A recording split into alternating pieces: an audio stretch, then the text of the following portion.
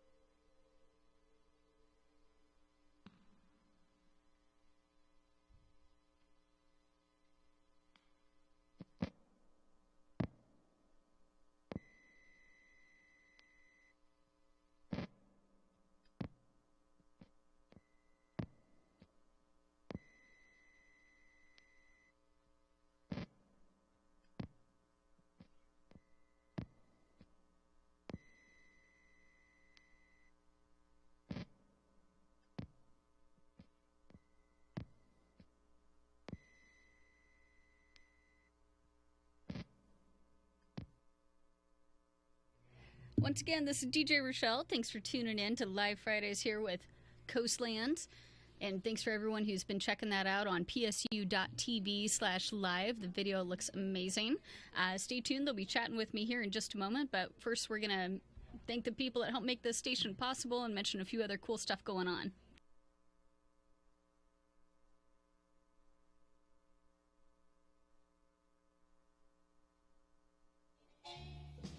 Thanks to all of the businesses that have sponsored us during our pledge drive.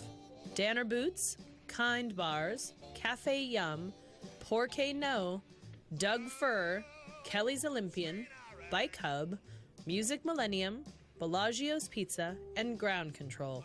Help us show the love by visiting their businesses.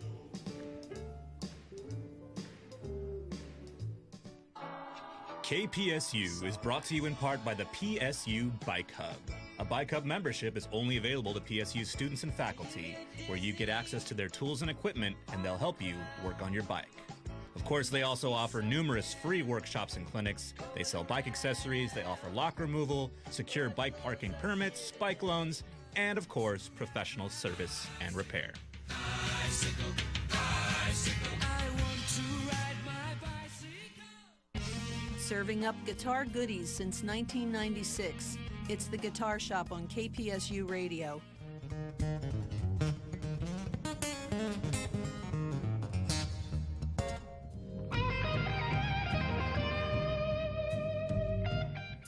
Wednesdays 4 to 6 p.m. Rock, jazz, blues, experimental, classical. It's all here on the Guitar Shop, Wednesdays 4 to 6 p.m. on KPSU. Get ready to dance, because things are about to get funky at Portland's greatest all-ages venue. The Flavor Blue, Acoustic Minds, and Ancient Heat.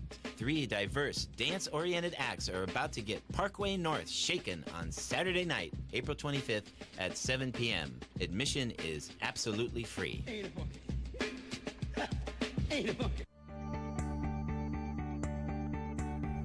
Hello, we are the officers of Lambda Alpha, the Anthropology Honors Society at PSU. We would like to let you know about our clothing and blanket drive for City Team, a local nonprofit that helps bring supplies to the homeless. If you have any extra hats, scarves, or blankets and you want to donate them, please drop them off in the Anthropology Department, Kramer Hall 141, in our box located in the corner. Thank you. Celebrating our 20th anniversary, broadcasting since 1994, you're listening to KPSU, Portland's college radio.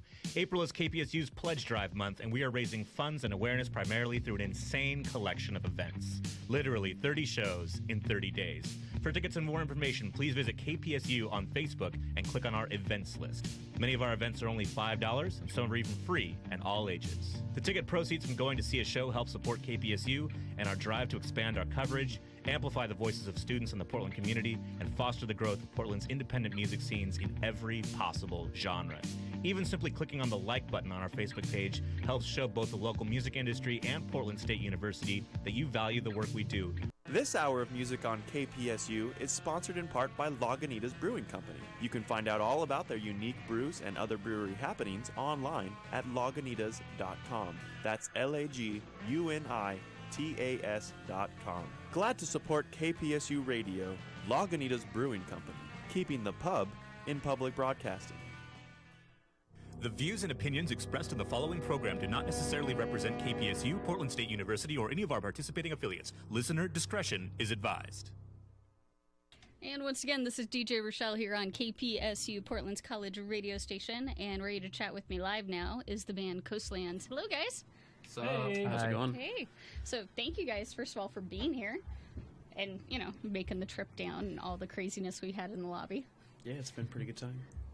Awesome. So tell me a little bit about how you became a band, how you got together. I like how the mic gets passed at that point. So it really all kind of started with Nick and I in my parents' basement. And then it kind of grew into something else. We moved around, and then we added these other two dudes, and that was that. So was the intent when you first started out this genre of music, or did you have something else in mind? It was pretty much this genre, right? Yeah, it was definitely. We were huge fans of Explosions in the Sky, so we were 18 and we wanted to emulate the sound, and then it kind of just grew from there. You have some interesting audio clips in there. There's some, I'm trying to think how to put it. I want to say tracks, but that's not really a word. Anyway, so some of the audio clips that you got, can you tell me about how you acquired them? Like the little vocal bits that we hear? Oh, all of us are kind of really into, I guess, conspiracy theories, and we listen to Coast to Coast AM. It's this radio show that is on it late at night. So we just kind of found some clips from people talking about random stuff, so I don't know. I don't even really know what they're saying in it. It just sounds cool. It's more for aesthetic than actual. We don't want to spread any of our agendas around, but we know some things. So the Coast to Coast radio show, is that part of what gave you the name then? Actually, no, but that would make more sense. We kind of just got the name because we all grew up in Oregon except Rick, and we were at Ecola one day and took some pictures, and just it kind of fit the music. Nice. Now, the kind of music you listen to, is it mainly similar, like you mentioned, Explosions in the Sky? Is there other stuff you guys listen to? Lots. A little bit of everything. Lots. I think it's a pretty huge variety all around. Yeah. I mean, one day we could be hanging out listening to, some post-rock, Explosions in the Sky or something, and then it could go right into, like, NWA or, Death Cab, or, it could go a number of directions. It's a pretty large scope. Nice. Do you guys share music with each other? Definitely. Oh, yeah. How does that go about? Do you just send it, like, share a Spotify playlist or something, or how do you go about sharing? I usually just make everybody come over to my house, and and we just start, looking up songs on Spotify or YouTube, or going through my library and just kicking it. Any of you vinyl collectors? I wish. I am. A little bit. Did you get anything on Record Store Day? I don't think I got anything this year. Did you? I found an old vinyl from my move in Texas that I thought I lost, so I guess that kind of counts. What was it? It was actually the band Coastlands. It was the Beneath the Medicine Tree. Nice. Nice. Very cool. Tell me a little bit about what it's like when you guys are just hanging out at band practice. Beers. And then a little bit of playing, or just mainly? Yeah, I mean, we play music sometimes at band practice. A little bit. Mainly we hillbilly. Yeah. We like to go get pizza. Yeah, we do eat a lot of pizza. We're like the Ninja Turtles of bands. Tell me about when you first started playing music. Was it the guitar you first picked up, or what was the first musicality that happened there? I first started playing guitar when I was 12. I think I had some sort of sports injury and was laid up for a couple weeks, and my sister had an old acoustic guitar, and I just started picking it up and playing it, and was just kind of started to pick out songs first by ear, and then started going into like guitar tabs, and that's kind of where it took off, and I got my first electric guitar like a few months later. Nice. Go ahead and pass that mic on. Yeah. I was probably around the same age I started playing drums. Well, I originally started on the snare and then moved into the drums, and then eventually learned the guitar. And my parents' household always had a lot of like guitars and pianos and stuff like that sitting around. So like all my siblings all play stuff, and we'd all play together and kind of take turns, I guess, learning. So you started in the family band. Definitely the family band. Well, where to begin? So I was living with my friend, and I was 17 or 18, got started a little late, but he had this really crappy Pearl kit, I'll never forget, and he was like, all right, $50, you can have it. So I took it, and I set it up in his garage, and I worked all summer to build a deck for my aunt and saved up enough for these other, also really crappy cymbals. And then all day I would play Cannibal Corpse covers until my feet hurt really bad. And then, and then I started like playing a whole lot of metal, and then I stopped because I realized that I couldn't really, do much more outside of metal, and I wanted to. And then it just kind of took off from there. I don't know. I actually had dreams of being an NBA player when I was 14, and then I hurt my ankle skating, so I started playing bass and did pretty much exclusively Blink-182 covers, then moved on to hardcore metal and gave a bunch of my hearing to that, and then started playing post-rock with Jason, so... Explains the earplugs. Mm-hmm. Yeah. I think you were the only one wearing earplugs today. I used to never, but I've learned. The ringing is not fun. There's the little PSA for everyone. What? Yeah, exactly. All right, shifting gears a little bit. Do you remember the first concert you ever went to? Yeah, it was the Stress Tour with Zayo, Bleeding Through, Darkest Hour, and Misery Signals, and Fight Paris. And it was like $12 at the old Loveland. Oh, nice. Yeah, so my first concert was at Oaks Park. It was, who all played there? I know Simple Plan played there. I know Unwritten Law played there. And I think Mest played there. You guys remember that band? Oh, yeah. Nice. It was great. Nice. It was great. When you said Oaks Park, I thought you were going to mention the Wurlitzer. I wish. For me, Well, where I'm from Wheeling, West Virginia. Not much going on there. But Shouts out. Pittsburgh is not far. So me and my friends got in my first car. It was our first like real big, off to the show in the big city. And Unbroken Wings was playing, if you guys, like them or whatever. But it was at this really, really big empty church that they converted into a venue. And yeah, it was really cool. There's tons of people there. It's a big change from the house shows in Wheeling. I think my first show was actually a Christian rapper at the church I went to growing up. I can't even remember his name, but I just remember that. Was his name Snack the Rapper? It might have been. He's not Christian. I like how you guys give each other a bit of a hard time. Is there kind of a brotherhood going on there? Yeah. Yeah, you should see our group messages. It's a free-for-all for sure. Yeah. Anything radio friendly you can share? Oh, no. Absolutely not. No. I just like how that was immediate. You didn't even think about it. No. There's all kinds of head shaking like, No. Jason did say one of my ideas was dumb, though, so I guess I could share that on the radio. Yeah. I was trying to think the last thing that I sent to you, but it's not. No. It's not. No. Especially the last thing to the group message. So that's. Dang it. Another time. We got to be more appropriate. That's okay. I think that says a lot right there. Do you guys have any sort of rules for each other as a band?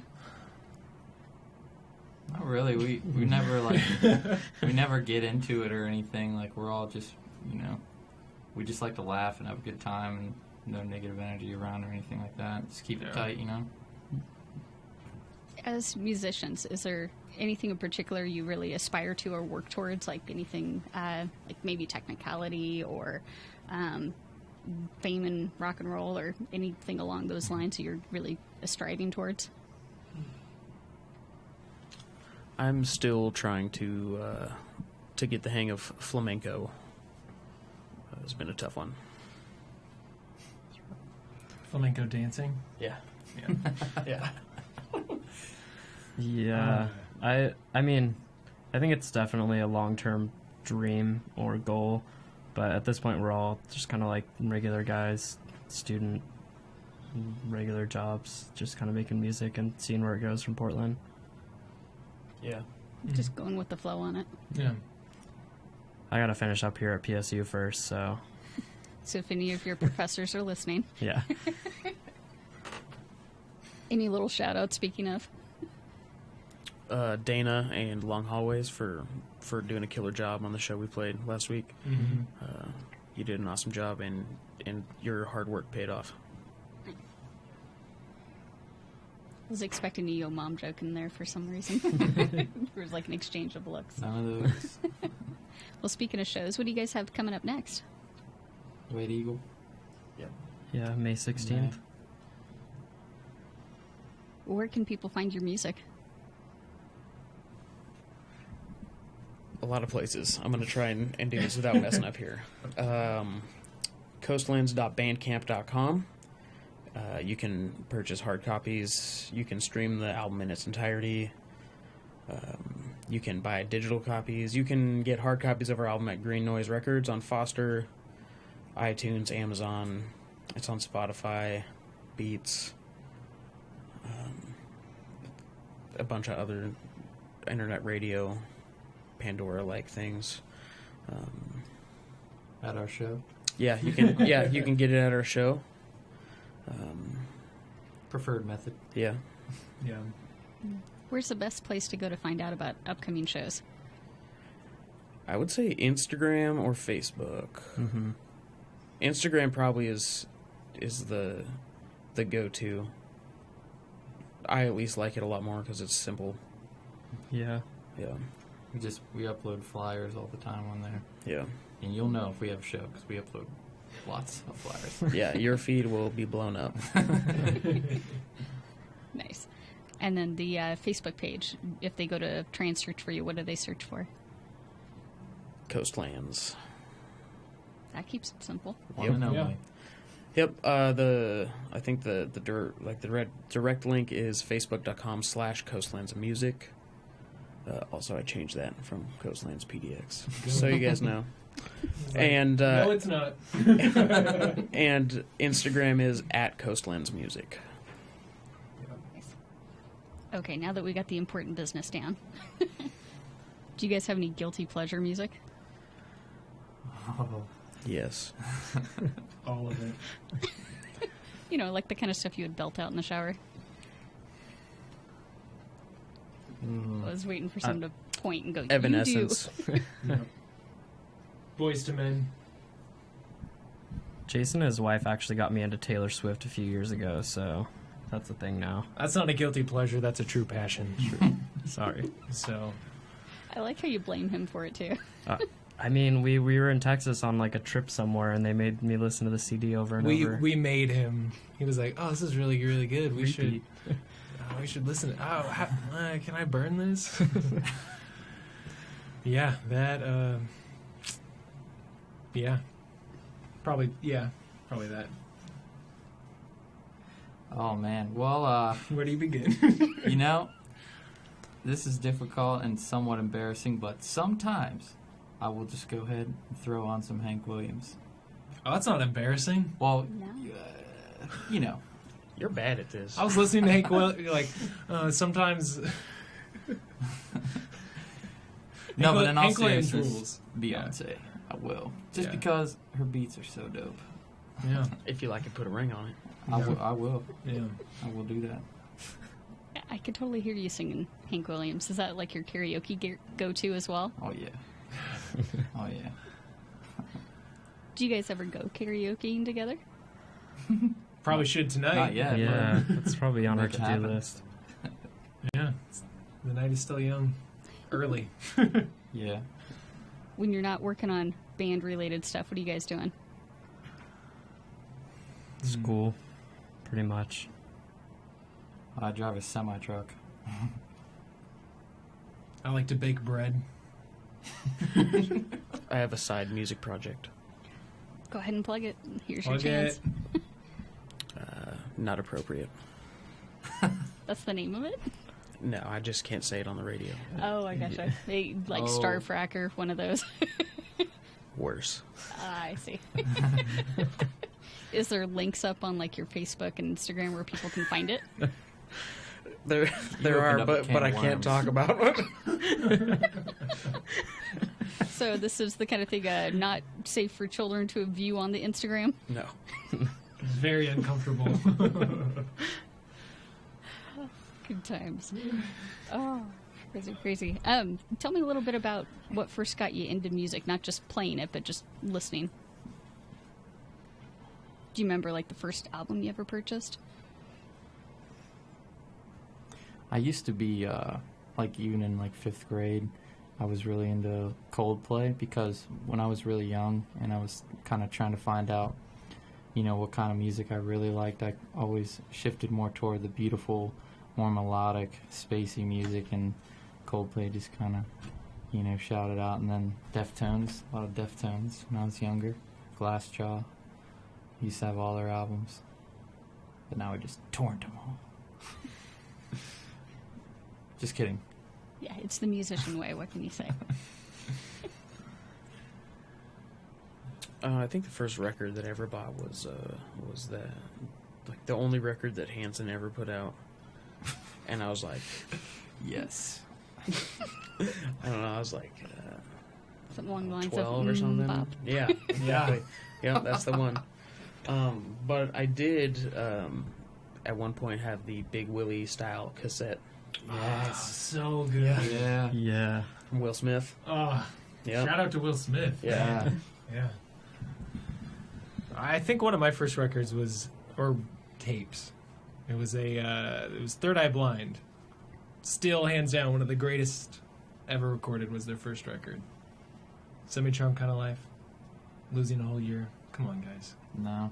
Ugh. Sorry. I see the shaking heads. Like I'm quitting the band today, so if anyone plays guitar or like is really tall, We need the tall guy. yeah, you gotta have the tall guy. He reaches stuff for us. Yeah, terrible at basketball. you can get that top shelf just great. That happens to me a lot. Like, I'll be walking in grocery stores and people will be like, "Excuse me, where's the cat food at?" I'm like, I don't know, but it's on aisle 3, I assume. It says cat food, and it's just like really, really high up. Or one lady even told me she was surprised that I didn't work at Target because I walked with such command. She was like, "Well, you should work here." I was like, all right, cool. Very weird. I digress. That's okay.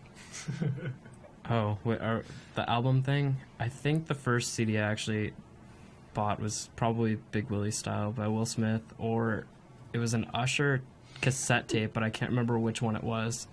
It was old enough to be a cassette tape, so yeah, it was some hip hop or R&B, definitely. Nice. How do you guys see your music progressing? Like, what direction do you see it going? Up. Progressing. You know, we're writing another record right now. You know, we just released one. We're writing the second half of it, and we're just gonna try and play some good shows and drop another record and just keep playing music. You know, if we can make money off of that, then that's pretty cool. But you know, all of us I think are pretty content right now. Like, you know, we've got a little bit in the band fund. We're probably gonna like buy a beer after this with it. Take a little, you know, breathing room. Like, we're taking practice off tomorrow, so we can get a little R&R. But you know, we're just making music and playing some shows and having fun, and hoping that it gets bigger. Do you think your sound has evolved or changed over time?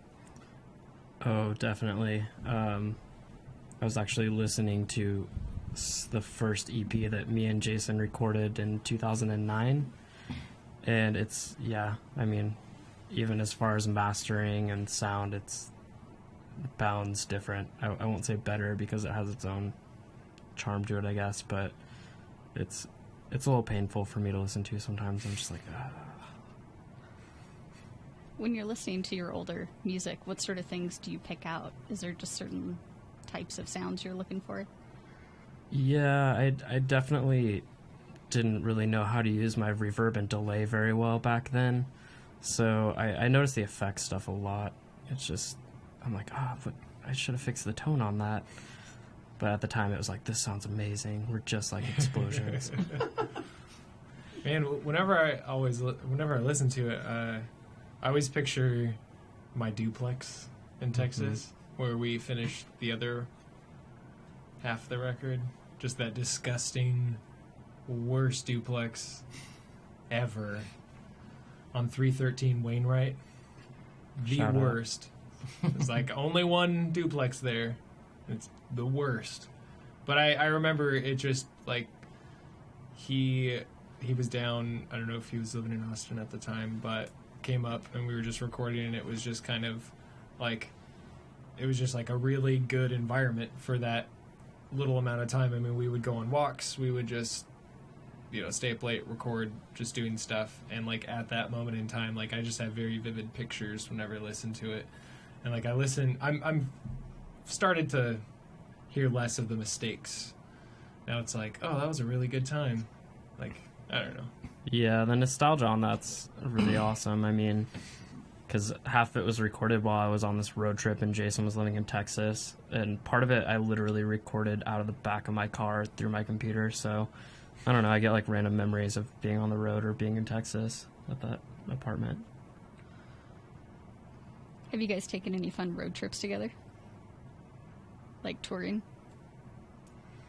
Not yet. Not yet. Me and Rick went to Lake Oswego one day. It's the furthest I think we've gone together. You guys packed some snacks? We did. Jason and I drove to Vancouver to see a guitar store. About a month back, yeah. It is a whole nother world there. We did stop at a Plaid Pantry. Mm-hmm. Yeah, me and Jason used to take road trips all the time when we were like 18, 19. We'd just drive out to the gorge in the middle of the night just for fun and try and freak ourselves out and ghost hunt. So we did have an interesting outing recently. Oh, that's true. Our kind of first. It's PG-13. So yeah, can we go PG-13? Okay, cool. Yeah, we were Rick, Jason, and I were at my house, and we were just kicking it, having some beers, and we were talking about, I think we were talking about ghost stories or something, and we're like, let's go ghost hunting right now. Right now. And everybody's like, yeah. We're like, oh, we got to get Nick, and we just harassed him. He was doing homework. Yeah, he was doing homework, and he just got berated until he came over. And so we pack up and we cruise down to this the waterfront right by Oaks Park, and we start going out there, and like first there's like these shady people, they're just blasted and walking around, and we end up going to like this beach area, and there's just this bike that's locked up playing droney black metal like satanic music, but there's no one around, like it's just us. And so we go down the beach a little ways, and we start to make like a little bonfire in this little fire pit that's down there. And we come back and we see this guy like meditating on the dock in all black with the music playing in the background. And it was like the shadiest thing ever, because this guy's like blaring this satanic like black metal drone electronic music and just like meditating. And I mean, it's got to be like 2 a.m. Yeah, it was late. Like, yeah. And that's some creepiness right yeah. there. And everything turned out to be all right, but it was very interesting. Yeah. So that's what you guys really do for fun. Yeah. Definitely. Yeah. Definitely. Surprised you didn't name yourselves the Ghostbusters or something. Apparently, there's a movie with that same title. It could be Coastlands. Coastlands. We could do that with like pretty minimal work.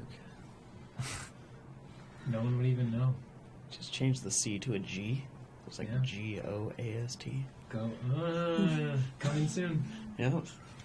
See how things happen? Yeah. Well, we're almost out of time, so I want to make sure we get to mention all the important stuff. You've got a show coming up at the White Eagle.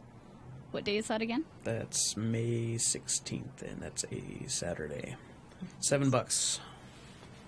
Nice. And you've got the Instagram and Facebook that's good for upcoming shows. And where's the best place to buy music again from you guys? At our concerts. But if you can't make it out, you can get hard copies at Green Noise Records or our Bandcamp site, coastlandsmusic.bandcamp.com, and iTunes. Nice. Anything else you guys want to make sure you mention?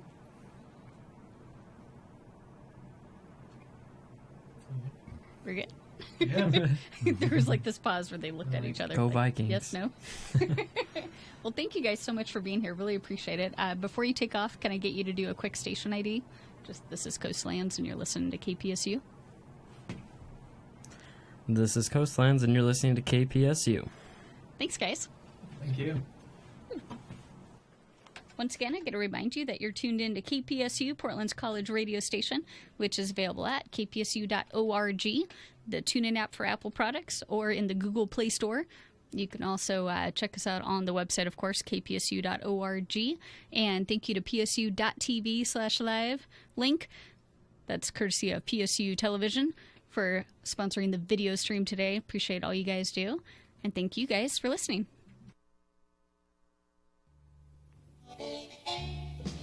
Thanks to all of the businesses that have sponsored us during our pledge drive. Danner Boots, Kind Bars, Cafe Yum, Porque No, Doug Fur, Kelly's Olympian, Bike Hub, Music Millennium, Bellagio's Pizza, and Ground Control. Help us show the love.